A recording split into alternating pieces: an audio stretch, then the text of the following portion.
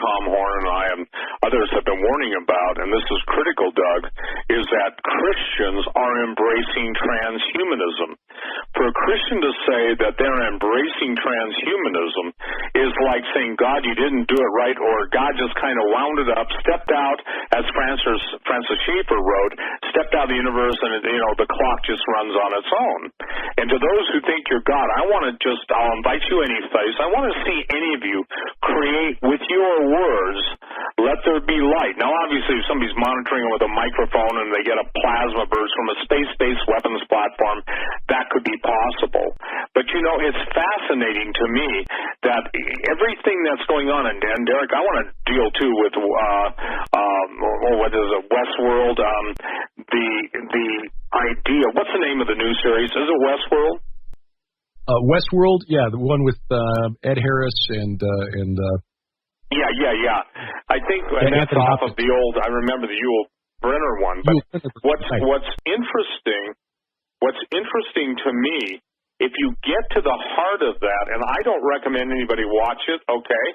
And there are times I walk out of the room, and I really do. The idea is, isn't it interesting how the robots have to appeal to the most base human, rebellious, sinful attitudes, whether it's lust, whether it's orgies, whether it's murder?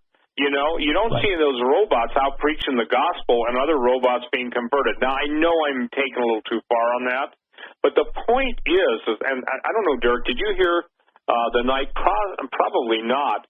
I was on, I think, Doug, I was on with you, what was it, a week ago, maybe 2 weeks ago, and the word sex came in, and the Lord, I saw the S, and extinction of the human race, okay? In other words, Satan's extinction, sex, of the human race. And in essence, that's the bottom line. Jesus said, okay, for all you guys that can't embrace anything beyond, well, you guys don't talk about salvation and God's four spiritual laws. We're taking you into the heart of God that designed everything. And showing you how the mind of Satan is at war in opposition, because enmity, God said we're going to be at war with the seed of the serpent. We're going to be at war. And you can't lay down and say, I'll be nice to you, Satan, if you'll be nice to me. It doesn't work that way. Yet, intellectually, I would say this, and Derek, I don't know what you'd say, but I would say the majority, and I won't tell you the numbers in my estimation, but the majority of that which calls itself are claimants to the Christian faith, and you just gave the statistics of, what was it, only 17%? Right, and many will come to me in that day saying, Lord, Lord, didn't we do this, didn't we do that? And he'll say, depart from me, ye who work iniquity or lawlessness, I never knew you. Again, Doug, I think the most profound revelation that I can give everyone that I've even gotten in the last couple of years of being on talk radio is this. It's not enough to say you know Jesus. I hear people say, well, I know Jesus. And their smugness and their attitude tells me, no, they don't. Now, someone says, well, you can't judge. I can say this. Jesus said this. In that day, many will come and say, didn't we in your name do all the things, cast out demons, heal the sick? And he'll say, depart from me, I never knew you. The more critical answer is to get on your knees in repentance and say, Lord, know me, please, try me, search my heart. I come to you, reveal yourself to me. Then when your eyes are upon him is when, obviously, you can overcome sin. And this is to Randy Conway, when, probably in my opinion, Randy's going to be putting out his book on poetry. And I don't believe in, and look, Randy's my friend, but I won't flatter any man. But that guy has a gift, and if most people knew how to read Hebrew, so many of the Psalms and so much of the Bible rhymes, and it is a perfect meter. It is a mathematical, I don't think people know this, Derek, you do, but it is a mathematical formula that enables words to rhyme in meter, in length, and in phonetic, similarity. In my opinion, if you want a wonderful revelation of a man who's got a heart towards God, put into the most anointed poetry I've ever seen in my life. And I've been walking with Jesus, stumbling with Jesus, and Jesus has been picking me up for 45 years, okay? But the point that I'm trying to make is this. God is now in the background of most claimants. And my definition, Derek, of a claimant is somebody that claims to be a Christian, but they don't have the slightest clue what it is to put that into practice. And I would say, someone said, judge not, lest you be judged. No, I'm allowed to see if there's any fruit. I'm allowed to see, how many people is a passion to bring others to the saving knowledge of Jesus Christ in a person's life. And quite candidly, everybody might be surprised at this.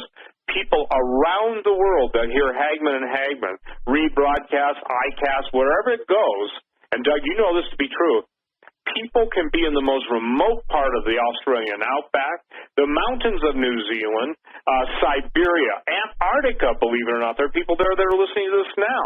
All over the world. Paris, France, obviously, the British Isles, Norway, Sweden, Denmark.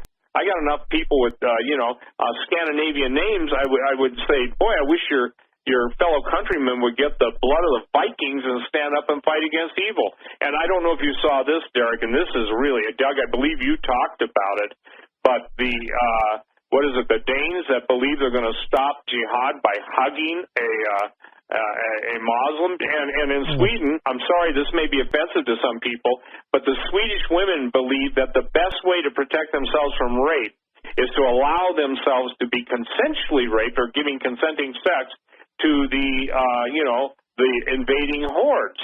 I make this statement. There will be coming a time before people finally get it, where they will kiss the headsman's axe, A-X-E, probably another word that rhymes with that, before it cuts their head. Can you see this, Doug? Can you see this, Derek?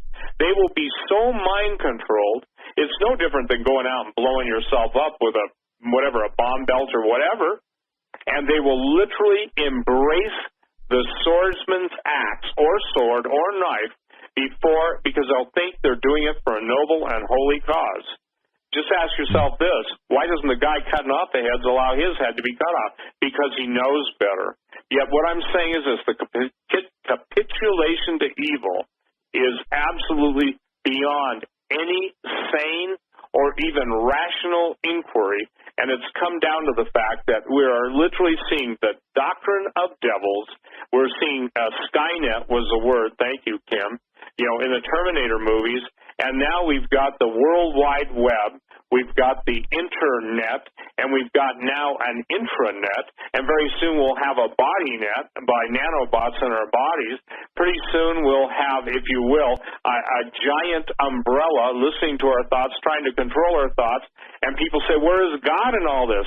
I'll tell you where he is right now. He's letting two people right now talk, Derek Gilbert, Steve Quayle, and others. I'm not just saying we're the only ones. I'm just saying right now to warn you. And God said his people are destroyed for lack of knowledge. Jesus commended the children of this world being wiser in their generations than children of light. And again, I'm sorry, and I guess my question is still, Lord, why are we a bunch of dumb sheep? Because the Lord said, all we like sheep have gone astray. And so the wolves come out. And right now they've got glaring neon wolf wear, They don't have their loins girt with truth. They got their chest with an apron. They're coming out with a knife and a fork, salt and pepper in their eyes and going, you look good to me, sheep. And listen, the idea of us being sheep, God is a shepherd. I don't mind that. But listen, unless sheep get wise and go into the mountains I'm likening to the presence of the living God. And in Montana, I'm flying around and there's all these mountain sheep, regal rams, but they're out of the reach of the wolves. The wolves can't go that high and they're not sure-footed enough. If your feet are shed with the preparation of the gospel, as part of the armor of God in Ephesians 6, you're going to be able to walk in high places, and you'll have hinds feet in high places. And what that literally means, and in case most of you have never seen this happen, how any mountain goat or sheep can be so sure-footed that on literally a vertical face, they can jump from one small let's see, what's the word, protruding rock, and I'm not talking ledges, I'm talking individual stones, and not go down thousands of feet is astonishing to me. And guess what, Derek? They always know before they go the way back. They just don't go blindly into the future, but they always know the way back. And I've watched that. And so the point is that, actually I got it on, shot over camera. It's so close that basically you want to reach out and, lay down the hairs on the goat or the sheep's back that are standing up. So the point being